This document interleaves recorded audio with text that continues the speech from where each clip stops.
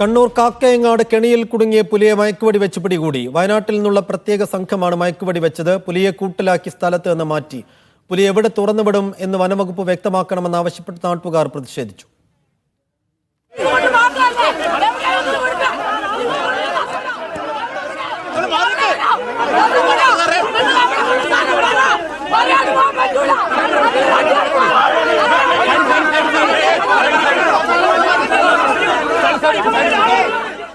സുനിൽ ഐസക് വിശദാംശങ്ങൾ നൽകും. സുനിൽ, പുലിയെ മയക്കുവെടി വെച്ച് പിടികൂടാനായത് ആശ്വാസം, പക്ഷേ എവിടെ തുറന്നുവിടും എന്നുള്ളതാണ് നാട്ടുകാരുടെ പ്രശ്നം. ആ കാര്യത്തിൽ എന്തെങ്കിലും വിശദീകരണം ഇപ്പോൾ വനംവകുപ്പ് നാട്ടുകാർക്ക് നൽകിയിട്ടുണ്ടോ? ഇപ്പോഴും അവിടെ പ്രതിഷേധം തുടരുന്നുണ്ടോ?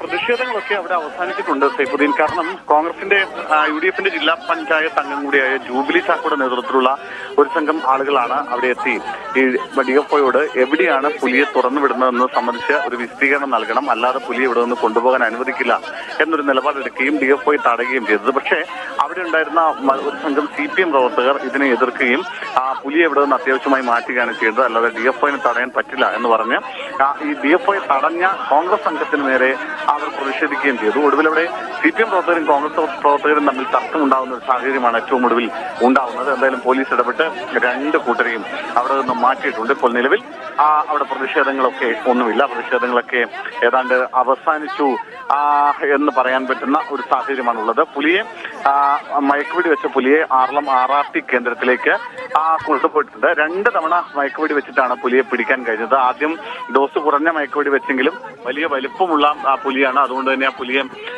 അവിടെ നിന്ന് പുലി മയങ്ങിയില്ല. തുടർന്ന് ഡോസ് കൂട്ടി രണ്ടാമത് വീണ്ടും മയക്കുവെടി വെച്ചതോടുകൂടിയാണ് പുലി മയങ്ങിയത്. എന്തായാലും വയനാട്ടിൽ നിന്നെത്തിയ ഒരു പ്രത്യേക സംഘം, ഒരു 4 അംഗ സംഘമാണ് ആ പുലിയെ മയക്കുവെടി വെക്കുകയും അവിടേക്ക് മാറ്റുകയും ചെയ്തത്. ഡോക്ടർ അജേഷ് മോഹൻദാസിന്റെ നേതൃത്വത്തിലുള്ള സംഘത്തിൽ ഉദ്യോഗസ്ഥരായ വിഷ്ണു, ജിഷ്ണു, അഖിൽ തുടങ്ങിയവരായിരുന്നു ഉണ്ടായിരുന്നത്. എന്തായാലും പുലിയെ പൂർണ്ണമായും മയക്കുവെടി വെച്ച് അവിടെ നിന്ന് മാറ്റി ആർളത്തേക്ക് മാറ്റുന്നു. അവിടെ 24 മണിക്കൂർ നിരീക്ഷണമാണ്. 24 മണിക്കൂർ അതിന്റെ ആരോഗ്യസ്ഥിതി പരിശോധിക്കും.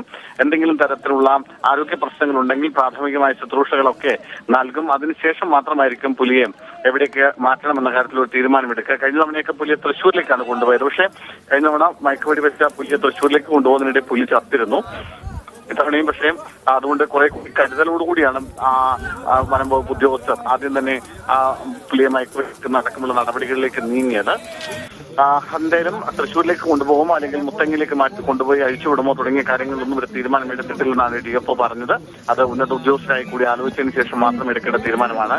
എന്തായാലും ഏതാണ്ട് 6-7.5 മണിക്കൂറോളം നേരം ഒരു നാടിനെ ആകെ ഭീതിയിൽ ആഴ്ത്തിയ പുലിയെ ഒടുവിൽ മയക്കുവെടി വെച്ചിരിക്കുന്നു എന്നത് ആശ്വാസകരമായ കാര്യം തന്നെയാണ്. കാരണം ഇന്നലെ അർദ്ധരാത്രി എപ്പോഴാണ് ഈ കാട്ടുപന്നിയെ പിടിക്കുന്നതിനായി കെട്ടിയ ഒരു കെണിയിൽ അതിന്റെ ഈ പുലിയുടെ കാല് കുടുങ്ങിയത്, അതിന്റെ മുൻകാലുകളായിരുന്നു കുടുങ്ങിയത്. തുടർന്ന് അവിടെ നിന്ന് അതിന് രക്ഷപ്പെടാൻ കഴിയാത്ത സാഹചര്യമുണ്ടായി. 6:00 പ്രദേശവാസികളാണ് ഈ പുലിയെ ഇവിടെ കണ്ടെത്തുന്നത്. ഒരു പ്രകാശ് എന്ന് പറയുന്ന ആളുടെ പറമ്പിലാണ് ആ പുലിയെ കണ്ടെത്തിയത്. തുടർന്ന് ഇയാൾ വനംവകുപ്പിനെയും നാട്ടുകാരെയും വിവരം അറിയിച്ചു. തുടർന്ന് വനംവകുപ്പ് ഉദ്യോഗസ്ഥർ സ്ഥലത്തെത്തി പോലീസിനെ കൂടി വിവരം അറിയിച്ചു.